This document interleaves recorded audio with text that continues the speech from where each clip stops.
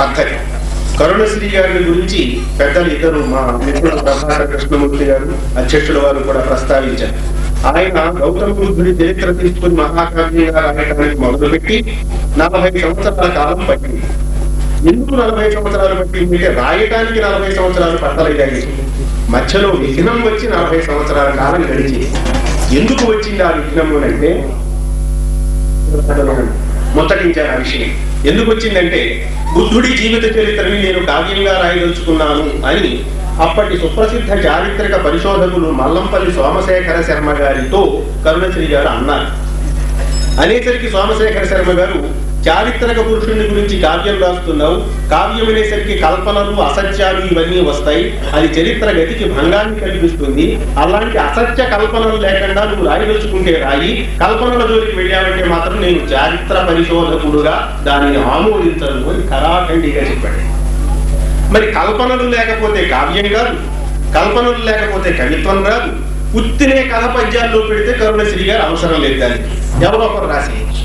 అందుకని నా గుంజాటంలో పడి కల్పనలతో కావ్యం రాస్తేనేమో చారిత్రక పరిశోధకులు తప్పుపడతారు, కల్పన లేకుండా రాస్తే అది కావ్యం అనిపించుకోదు, రాయటమా మానటమా అనే మీమాంసలో ఆయనకి 30 ఏళ్ల కాలం గడిచిపోయింది.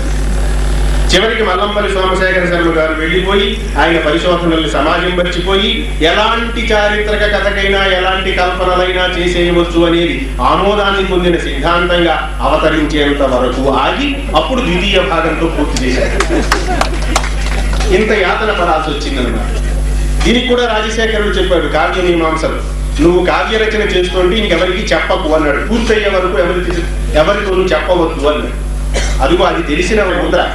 అందుకని నేను నిజమే బాగానే ఉంది కదా ఇది కూడాను అని చేతను అగ్నిలో దూకనందే సీత అని కాసేపు అనిపిస్తే ఏమవుతుంది అని ఏదో ఆలోచన చేస్తా. ఇది చేయలేను, అది రాయలేను, దాంతో ఆగిపోతుంది.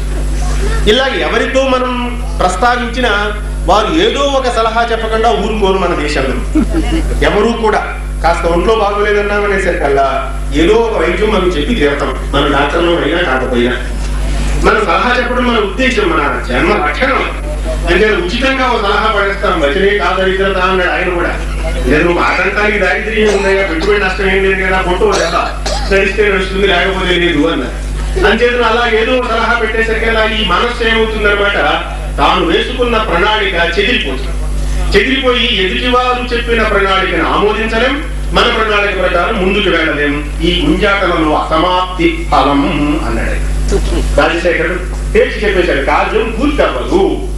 అంచేత నువ్వు కావ్యం శ్రీకారం చుట్టావు అంటే మళ్ళీ ముగించేంత వరకు కూడా ఇతిశ్రీ అనేంత వరకు కూడా ఎవ్వరికి తెలియజెప్పవద్దు అన్నాడు. అదిగో ఆ రహస్యం ఏదో దేవరహస్యం కేశవరావు గారికి స్వతహాగానే తెలిసిందనుకుంటా. ఎవ్వరికి తెలియకుండా ఆయన గుట్టు చప్పుడు కాకుండా 30 ఏళ్ళు దాన్ని నిగ్రహించుకొని కావ్యం పూర్తయ్యాక ఒక్కసారిగా మన ముందు పెట్టారు అన్నాడు. అది కూడా చాలా మంచి ప్రయోజనం. ఆయన చాలా జాగ్రత్తలు చెప్పాడు కావ్య మీమాంసలో. నువ్వు ఏకాంతంగా ఎవరికి వినిపించొద్దన్నాడు కావ్యాన్ని. ఎంతంత జాగ్రత్తలు చెప్పారో చూడండి వాడు. కానీ ఏదో 100 పద్యాలు రాశారనుకోండి, గాడేపల్లి గుప్తేశ్వరరావు గారు మా ఇంటికి వస్తే అయ్యా నేను 100 పద్యాలు రాశారని వారికి వినిపించాను అనుకోండి, వారు అవధానులు ఏకసంధాగ్రాములు ఈ 100 పద్యాలు ధారణ చేసేసి రేపు పొద్దున్న ఏదో సభలో తన సందేశాలు అనుకోండి, అంటే ఏకాంతంలో వినిపించబోతున్నాడు. అంటే ఉత్తండ కారణ పట్టించుకుని ఉండేవారు కదా, ఏకసంధాగ్రాలు ద్విసంధాగ్రాలు ఉండేవారు. టేప్ రికార్డులు అవసరం వచ్చింది, అప్పటికి అవసరం లేదు. ఒకసారి వచ్చిన చదివించాలి. ప్రాక్టికల్ గా చూసిన సంఘటనలు ఉన్నాయి. రాజమండ్రిలో జరిగింది, అది ఇప్పుడైనా చెప్తాను. ఇక్కడ శాఖా కేంద్రం అంచేతను ఏకాంతంలో నిర్మించబడుతున్నారు. 10 మందిలో కూర్చుని ఇలాంటి పెద్దల్ని రాజులను రాజోద్యోగులను అందరినీ కూర్చోబెట్టుకుని వాళ్ళ సమక్షంలో పండిత పరిషత్తులు నువ్వు చదివి నిర్మించవయ్యా, అప్పుడు నీకు కర్తృత్వ భయం ఉండదు అన్నారు. ఇలాంటి జాగ్రత్తలు అనేకం చెప్పారు. అందులో చాలా ప్రధానమైన జాగ్రత్తలు మన అద్దరికి కేశవరావు గారు తీసుకున్నారు. మంచిది. ఇందులో అక్కడక్కడ ఉన్నటువంటి భాషా విషయకరమైన ఛందపరమైన చిన్న చిన్న దోషాలను దోషాభాసాలను కూడా కొంత ప్రస్తావన చేసి సమీక్షకు సమగ్రత్వాన్ని తెచ్చుకున్నారు. ఆధునిక యుగంలోనే దృష్టి మళ్ళీ అంతవరకు మనం బుద్ధుని మర్చిపోయాం, ఇప్పటికీ మర్చిపోయాం అనుకోండి. కాకపోతే ఇప్పుడు అప్పుడప్పుడు కాస్తంత బుద్ధుని గురించి మాట్లాడుకోవలసిన అవసరం ఏర్పడుతోంది, గాంధీ మహాత్ముడు పుణ్యం అనేప్పటి నుంచి. కానీ బౌద్ధ సాహిత్యం మీద ప్రధానంగా దృష్టి వెళ్ళింది మనకి ఆధునిక యుగంలోని. అది కూడా ఇప్పుడంటే ద్వితీయ ప్రపంచ సంగ్రామం సమయంలో. ప్రపంచం అంతా కూడా యుద్ధ వాతావరణంలో అట్టుడికిపోతున్న సమయంలో ఈ వాతావరణం నుంచి జన సమూహాన్ని, ప్రజలని, ప్రపంచ పౌరులని అందరినీ ఉద్ధరించి మనశ్శాంతిని అందించగలిగిన మహానుభావుడు ఎవడు అని ప్రపంచవ్యాప్తంగా ఉన్న మేధావులు అందరూ అన్ని దేశాలలోనూ ఉన్న సాహిత్యాలను, సంప్రదాయాలను అధ్యయనం చేయగా అందరికీ నచ్చినటువంటి ఒక మహానుభావుడు బుద్ధుడు దొరికాడు వాళ్ళకి. ఆ బుద్ధ చరిత్రని, బుద్ధుడు అందించిన సాహిత్యాన్ని, సందేశాలను ప్రపంచవ్యాప్తంగా అన్ని భాషల్లోకి తర్జుమా చేసుకున్నారు. అలా తర్జుమా చేసుకున్న వాటిలో లైట్ ఆఫ్ ఏషియా అనేది చాలా ప్రసిద్ధి పొందిన గ్రంథం. మాథ్యూ ఆర్నాల్డ్ రాశాడు దాన్ని. లైట్ ఆఫ్ ఏషియా అని ఇంగ్లీషులో మీటర్లో రాశాడు ఆయన. అది అలా తిరిగి అలాంటికి అంతే. అందుకని స్వామీజీది వేళ ఏం చేస్తున్నారంటే మనం తిక్క కుదర్చడానికి కాషాయం కట్టుకోవడం ఆలస్యం ఇంగ్లాండ్ అమెరికావో వెళుతున్నారు. వచ్చి నేను మొన్న అమెరికాలో మాట్లాడుతున్నప్పుడు అని స్వామీజీ వారు మాట్లాడుతుంటే మనం అందరం స్వామీజీ అమెరికా వెళ్ళొచ్చారనమాట. అయితే తప్పనిసరిగా మీకు పాదాభివందనం చేయాల్సింది. అది అప్పుడు వెళ్ళి పాదాభివందనం చేస్తున్నాం. ఇప్పటికీ అయితే మనం ఏం చేస్తాం, మన దాస్యం అలా ఉంది. వీరందరూనేమో స్వాతంత్ర్యం తెచ్చేశాం, భారతదేశానికి దాస్య శృంఖలాలు విముక్తం చేశామని అప్పుడప్పుడు అనుకుంటున్నారండి. ఇప్పుడు ఏం అనుకోవటం లేదు, చాలా పొరపాటు చేశామనుకుంటున్నారు. రాఘరాజు గోపాలకృష్ణయ్య గారు కానీ, వీరు కానీ, వారు కానీ, స్వాతంత్ర్య సమర యోధులు అందరూ ఈవేళ ఏమీ తేడా లేకుండా బాధపడుతున్నారు. అనవసరంగా మనం వీళ్ళకి స్వాతంత్ర్యం తెచ్చిపెట్టామరా బాబు అని. సరే, అది ఇంకో కోణం వదిలేద్దాం.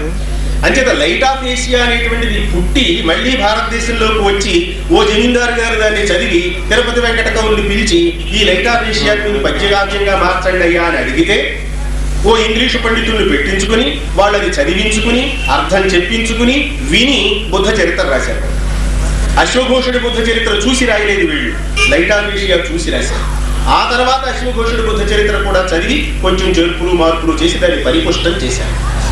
అట్లాగే సౌందర్యనందము ఇవన్నీ వచ్చాయి, బాగుంది.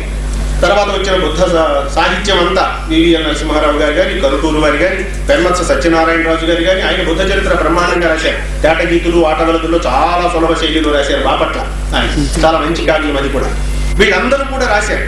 కానీ వీరు రాశారు ఇప్పుడు అద్దంకి కేశవరావు గారు. నేను గమనించిన తేడా ఏంటంటే తిరుపతి వెంకట కవులు మొదలుకొని కేశవరావు గారి వరకు ఈ తెలుగు కవులు రాసిన బుద్ధ సాహిత్యం, బౌద్ధ సాహిత్యాన్ని అంతటినీ మనం పరిశీలిస్తే మనకి అనిపించేది ఈ కవులు ఎవరు కూడా తమంత తాము బౌద్ధులు కావు.